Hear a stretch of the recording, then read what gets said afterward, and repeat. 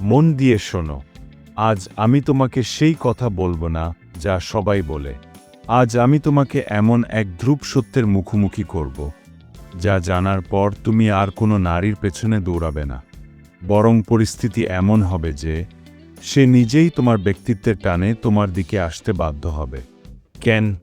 কারণ সত্যটা হলো, নারী কথা বা সস্তা প্রতিশ্রুতিতে আকৃষ্ট হয় না। সে আকৃষ্ট হয় সেই পুরুষের প্রতি যার ভেতরে কিছু নীরব কিন্তু খতরনাক গুণ থাকে। অবাক করার মতো বিষয় হলো, ৯৯% পুরুষ এই গুণগুলোকে পাত্তাই দেয় না। তারা ভাবে টাকা বা শরীরই সব। আর ঠিক এই জায়গাতেই তারা ভুল করে। যদি তুমি চাও সে তোমাকে সিরিয়াসলি নিক, তোমার নীরবতা তাকে অস্থির করে তুলুক, তবে আজকের এই ভিডিওর প্রতিটি শব্দ তোমার জন্য। আজ আমরা কথা বলবো সেই নিয়ে যা একজন পুরুষকে ভেতর থেকে বদলে দেয়। পয়েন্ট 1, যে পুরুষ নিজের ইজ্জত ভিক্ষা চায় সে কখনোই আকর্ষণীয় হতে পারে না। নারী কখনো সেই পুরুষের দিকে টানে না যে সবসময় অ্যাভেলেবল বা সহজলভ্য। নারী টানে সেই পুরুষের দিকে যার নিজের একটা জগৎ আছে, নিজের কিছু সীমানা আছে, যে নিজেকে সস্তা করে না, যার আত্মসম্মান শক্ত।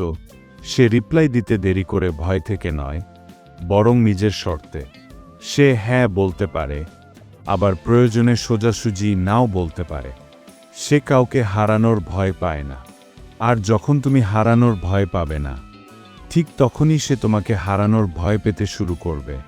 পয়েন্ট 2, দ্বিতীয় গুণ, বেশিরভাগ পুরুষ ভাবে সব ফিলিংস উজাড় করে দিলেই বুঝি ভালোবাসা পাওয়া যায়।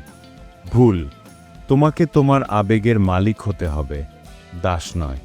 নারী সেই পুরুষের সাথে নিজেকে জড়াতে চায় না যে ছোটখাটো বিষয়ে ভেঙে পড়ে বা বারবার নিজেকে নির্দোষ প্রমাণ করতে সাফাই গায়।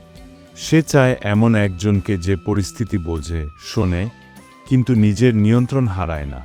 যখন সে দেখবে তুমি আবেগকে কন্ট্রোল করতে পারো, তখনই তার মনে তোমার প্রতি সম্মান জন্মাবে।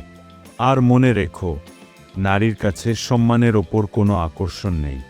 পয়েন্ট 3, সবাই কথা বলতে পারে কিন্তু সবাই চুপ থাকতে পারে না। নীরবতা দুর্বলতা নয়, এটি পরম শক্তির চিহ্ন। যখন তুমি প্রতিটি ফালতু প্রশ্নের উত্তর দাও না, নিজেকে প্রমাণ করতে ছোটাছুটি করো না, তখন ওই নারীর মনে এক ধরনের শূন্যতা বা গ্যাপ তৈরি হয়।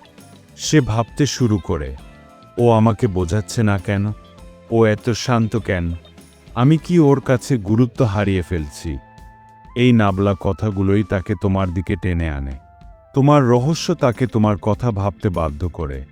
পয়েন্ট 4, মেয়েরা সেই পুরুষকে এড়িয়ে চলে যার পুরো পৃথিবীটা কেবল তাকে কেন্দ্র করে ঘোরে। একজন পুরুষ হিসেবে তোমার লক্ষ্য থাকতে হবে, শৃঙ্খলা থাকতে হবে। যখন তুমি তোমার কাজে, তোমার ক্যারিয়ারে বা নিজের উন্নয়নে ডুবে থাকো, তখন তোমার এনার্জি বদলে যায়। সে তখন ভাবতে শুরু করে, ওর এই ব্যস্ত জীবনে আমাকে জায়গা করে নিতে হবে। যে নিজের পৃথিবী ছেড়ে দেয়, সে অন্য কারো পৃথিবীতে কখনো জায়গা পায় না। পয়েন্ট 5, কেবল অন্যকে থামানোর জন্য নয়, নিজেকে বাঁচানোর জন্য। নারী তাকে হালকাভাবে নেয়, যে সব কিছু মুখ বুজে সহ্য করে, কিন্তু সে তাকেই শ্রদ্ধা করে যে স্পষ্ট করে বলতে পারে, এটা আমার পছন্দ না, এটা আমার লিমিট। নিজের সীমা বজায় রাখা মানে হলো তুমি নিজেকে কদর করতে জানো। আর যে পুরুষ নিজেকে কদর করতে জানে না, তাকে পৃথিবী কদর করে না। পয়েন্ট 4, অতিরিক্ত স্বচ্ছ হওয়া বোরিং। জীবনটাকে একটা খোলা খাতা বানিও না। কিছুটা রহস্য, কিছুটা গভীরতা নিজের ভেতরে রাখো। তাকে ভাবতে দাও তুমি এরপর কি করবে। সবচেয়ে বড় কথা, নিজেকে ভালোবাসো। এটা অহংকার নয়। এর মানে হলো তুমি একাকিত্বে ভয় পাও না। তুমি জানো তুমি ভেতর থেকে পূর্ণ। যে পুরুষ একা থেকেও শান্ত এবং সুখী, নারী তার ওপর নির্ভর করতে ভয় পায় না। কারণ সে জানে এই মানুষটা সহজে ভাঙবে না। শেষ কথাটি মাথায় গেঁথে নাও, নারীকে পাওয়া যায় না, সে নিজে থেকে আসে। কিন্তু সে কেবল তার কাছেই আসে যে পুরুষ নিজেকে খুঁজে পেয়েছে। নিজেকে বদলাও, বাকিটা সময় বদলে দেবে। যদি বুঝে থাকো যে আত্মসম্মানই আকর্ষণ এবং নীরবতাই শক্তি, তবে তুমি ভিড় থেকে আলাদা। নিজের ওপর কাজ করে যাও।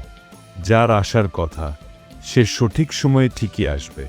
আজকের পর থেকে কি তুমি নিজেকে গুরুত্ব দিতে শুরু করবে? কমেন্টে জানাও। দেখা হচ্ছে পরের ভিডিওতে।